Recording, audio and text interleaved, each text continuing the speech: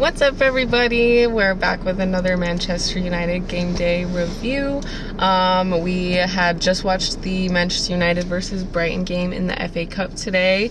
It was unfortunately a 2-1 loss for Manchester United. But yeah, we'll give a little breakdown of our thoughts. Well, Millie's thoughts mostly. Give a breakdown of our thoughts. And yeah, so I think I'll pass it over to Millie.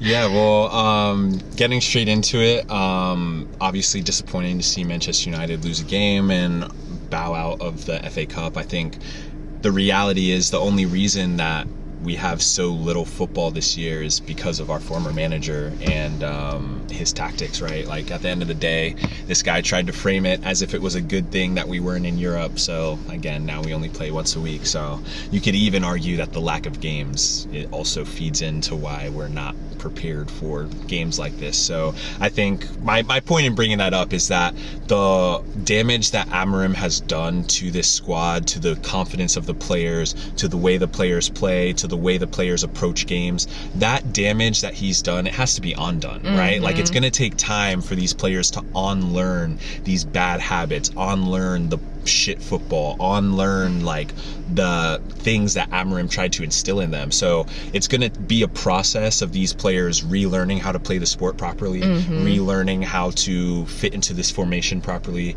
And yeah, I think that is just the reality of the situation. And that's what you saw today in the game. You saw a team that has been given the right instructions from Fletcher, from the manager, but now can they institute said instructions? Right. And so you saw the team, as they kind of flailed at points in the game today, you kind of just saw them fall back into the Amorim suffering system. They kind of just allowed the other team to like dominate, allowed them to get bullied a little bit, and yeah, that's really the epitome of what happened today. But overall, I think the football was still exponentially better than any football we saw under the entire 18-month period under Amorim. So football was a much improvement. The way United attacks is massively improved. The way that we at least look cohesive as a unit when we're moving the ball and playing the ball around the field, just massive improvement. The way we play in tight spaces, the way we're actually utilizing our midfielders, exponentially improved on what we were seeing before. Kobe Mainu finally freed of his shackles from the idiot that was in charge before. And we saw him create the most attacking chances of any player on the pitch in the first half.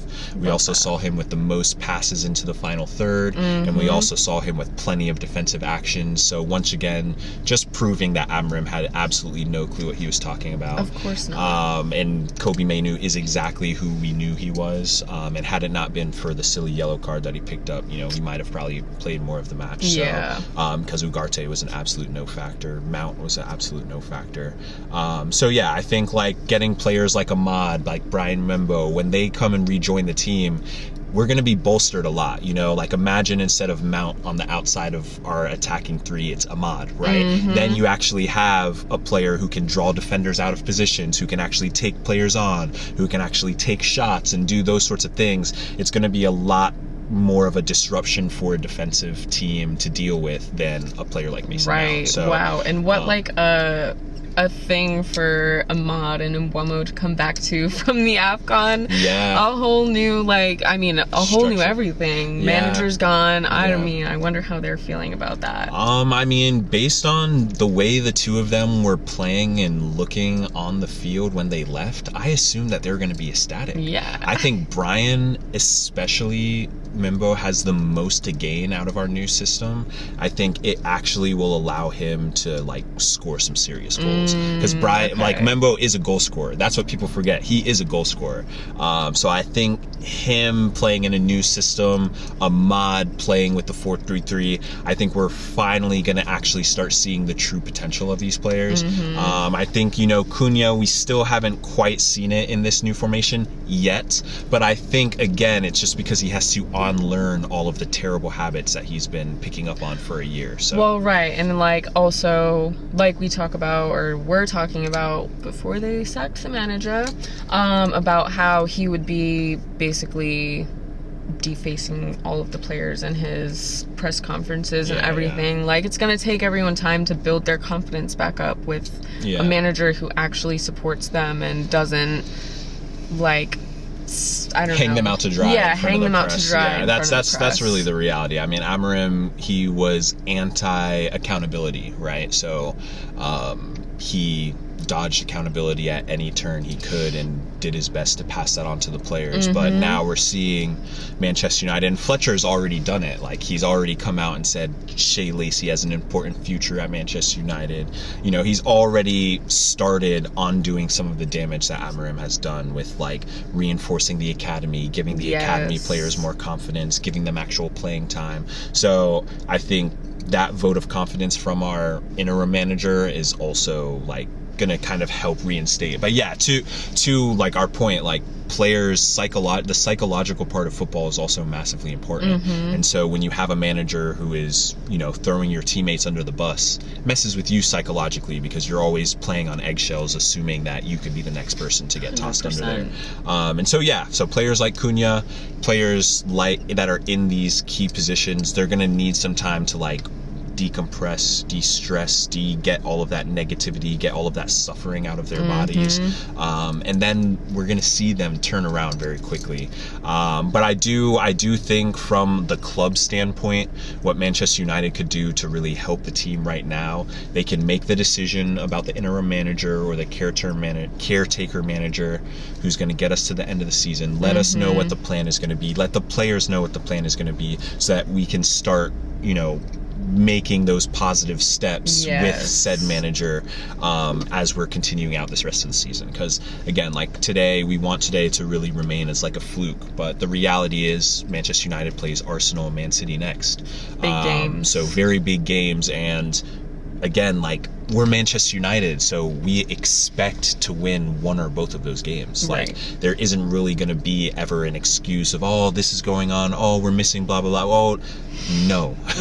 We should beat City. We should beat Arsenal. Point blank, period. We have the players. We're a good enough squad. We're Manchester United. That is the reality. Every single game is winnable.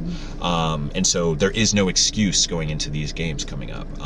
So I hope today, you know, a little bit of those growing pains. I think next week the club needs to make that decision. Let us know. That way, for our next games, everybody has an idea of what's to come. Cut off the instability a little bit. Exactly. I feel like that's also just, like, there's huge changes going on right now at the club. Like, the players are also probably feeling a little bit of that instability just within the team itself. So facts. And then now, like, we can address kind of like some of those other factors as well that kind of feed into a game like this. Like, today, for example, like, the refereeing in the Premier League and the FA is absolutely atrocious. Like, it is so bad, it's actually laughable. Like, you see the same exact refs week after week, month after month, year after year, making awful calls in games, making the games all about themselves, clearly not even understanding the sport itself. I mean, having referees that have clearly never even passed a soccer ball is mind-blowing to me. It's like, you've got guys that don't even understand what momentum in a football match is supposed to look like, or what it's supposed to feel like in their reffing football matches. Like, they just don't get it. I mean, the refereeing is so shit that I just, like, it's almost like a bit like, I mean, I used this in our last, it's a bit of a mockery to the sport, like the refereeing. It's just like, it's gotten so piss poor that you almost come to expect the referee to be trash. And then if the referee isn't terrible, then you can say, oh yeah, finally a ref that didn't make the game about themselves. That then we celebrate that. Right. But I think today was just another example of a ref who's never played the game of football, doesn't understand the game of football, should not be calling the game of football, has been a shit referee for decades, if not longer, since he's been in the Premier League, and still continues to get high profile matches. I'm sorry, it's an abomination. Like, I'm sorry, in the English league, every single game, all of the refs need to be in one big pool of referees. They all need to be in one big pool. And if you have a shit game and you miss calls and you get evaluated by a third-party investigative body that is founded by the Premier League, which is put there to what's the word to like audit? unbiasedly exactly to audit the referees, unbiasedly evaluate the referee performances. And if you're a referee who has multiple bad games with shit calls where you make the game about yourself and you exemplify that you clearly do not understand the sport of football, you should not be able to ref at the highest level anymore. There needs to be some form of relegation for these referees who clearly do not understand the sport. It is an absolute joke. It's just like with the F1 stuff that we're talking about. It's like they don't even have full-time stewards. It's basically the same thing. You've got referees that literally know zero about football, don't understand the sport, and they're took a little test, blowing the whistle every time someone boop, oh foul. It's like, are you effing kidding me, bro? If you played the sport, you would know that if someone bumps you like that, it's not a effing foul, bro. Like, it's just so frustrating seeing these referees. It's an absolute abomination to the sport. Well, because there was at one point where you were saying a player on Brighton should have gotten a card for diving. Yep. But no, won't happen. No, because again, it is so atrocious. There's no governmental body, there's no audit of the referees, no one to hold them accountable, and so they get to operate with this full immunity, and it honestly is screwing up the game. The VAR refs there was no VAR in this game, so I can't even really talk shit about VAR, but generally the referees have no clue what's going on. So Howard Webb, whoever's in control of the refereeing body, they all need to be fired. The entire thing needs to be cleared out. Arsene Wenger needs to stay the fuck away from trying to make rules about football. I don't know who the hell he thinks he is. We didn't ask for any little grandfather to come and try and rewrite the rules of the sport. Absolutely not. We need to shut all this shit down and get all these nerd little data entry specialists out of our sport and get back to actually people who have played the sport and understand football. As much like it might be brutal, but they are watering down the sport. You're seeing these soft little bumps get called. They're ruining the momentum of the game. The refs are, making it about themselves, trying to be the big man on the pitch. Give me a fucking break. I didn't come here to watch the referee blow his whistle. I came here to watch a football match. So that's another thing that needs to be addressed. It's just bringing down the experience of the sport so much. Yeah. Because it's just like, obviously the refs are rigged, but then on top of that, they don't even try and hide it. Not at all. Nah. So you can definitely tell it's like bias in games. Yeah. So the refereeing also, just another like miss on the Premier League and the FA. But again, this is the same governmental body that has yet to charge Manchester City for their 115 breaches of their rules. So if you're not going to hold a club accountable, are you going to hold refs accountable? No. Obviously not. They do absolutely nothing. So the FA, the Premier League, they're all corrupt organizations. They're all a joke. They're all a farce. And if they actually had any accountability or any morality, they would actually make changes. But they don't. All they care about is the money, the dollar signs. Of course. So that's my little spiel about the refereeing. We all saw Shea Lacey get his red card, which was completely unjust. But again, it goes to show the referees do not understand the game. You're telling me a defender puts his leg down on the ground in a 50-50 challenge, and the attacking player who went in for said 50-50 challenge is now getting a yellow card because his cleat came into contact with the person's foot. Think about that.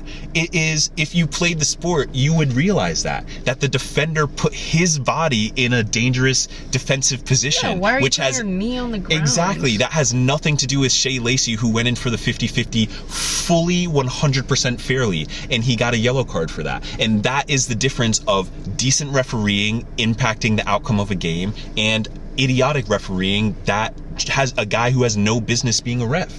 That is the difference, because without Lacey's red card, we probably get another proper opportunity to tie that match before the game's over. But that is the difference, and it comes down to little moments like that where you can tell the referee does not understand the sport and has not played the sport, and thus has made an ignorant call, which has now impacted the result of the game. Yeah. So again, like it seems like a small thing. It seems like, oh yeah, it's just a missed call here and there. But no, these missed calls here and there are leading up to impacting entire games. And like that is the reality. So another piss poor refereeing show, another terrible refereeing display, and we'll see once again there will be no actions taken against these referees for impacting directly the results of a game. So of course not. So yeah, that is the FA, that is the Premier League. Anti-accountability, anti-actually anything that people care about. That is just the reality. So anyway, you just got to kind of hope that Manchester United can be successful in the bubble of just Manchester United being successful. Because if you're thinking that we're going to get extra help from refs or extra help from the league or extra calls or a lucky bounce, it will not happen. As Manchester United, you have to just win outright. You can't cheat like City. You don't get the referee calls like Arsenal. You don't get the VAR assists like Liverpool. As Manchester United, you have to just be the best. That is the only way you win. So that is the reality. Yeah. So as Manchester United, it is a separate hill that you have to climb to be the best. And it's just the reality. I guess that's probably why we love the club so much, because we know that even though we are the Goliath, we always deal with just as many obstacles, if not more obstacles, than anybody else. Facts. Yeah. So yeah, that's why they're also held to a higher standard by their fans as well. Yeah, exactly. So anyway, that was really all. It was a disappointing FA Cup loss, but at the end of the day, like, Manchester United will bounce back. The key focus has always been on the Premier League this year. Anyway, Yes, we have to undo all the negativity from Amorim. So we'll just focus on the Premier League. That's really the reality. That's what we got right now. We've been focused on the Premier League. That's all we've been playing. So yeah, focus on the Premier League. Not going to lose sleep over the FA Cup final. Yeah. You know, still decent football match. Kobe Manu had a great game. Yeah, can't really ask for much more. Can't complain about that. Yeah. So anyway, next week we'll hope for better. Yeah, hope we for will. a dub, but for now, at least we're free of Amorim. So Yeah, babe. still a smile. So until next time, actually excited to watch Man United play I now. know. So- I was saying that earlier. Just like even your own energy of being excited to watch the game is such a difference. Yeah, I mean, just when you can recognize the club again, it definitely like instills that like confidence and joy as like a fan. Like, you know, watching that game, you're seeing the way they attack it. It brings that intrinsic joy. You know, I was getting, you know, I mean, you saw it. The amount of, anyway, we don't need to relive those suffering days. Those suffering days are behind us, but yeah, it's just going to take a bit of time to undo that negativity that was instituted in the players' minds. So give the interim manager time to get that sorted, and I think we'll be all right. Come back. Yeah. So anyway, those are our thoughts on Manchester United's loss versus Brighton in the FA Cup today. If you made it this far, thanks for watching. And we'll see you next time. See you next time. Peace. Bye.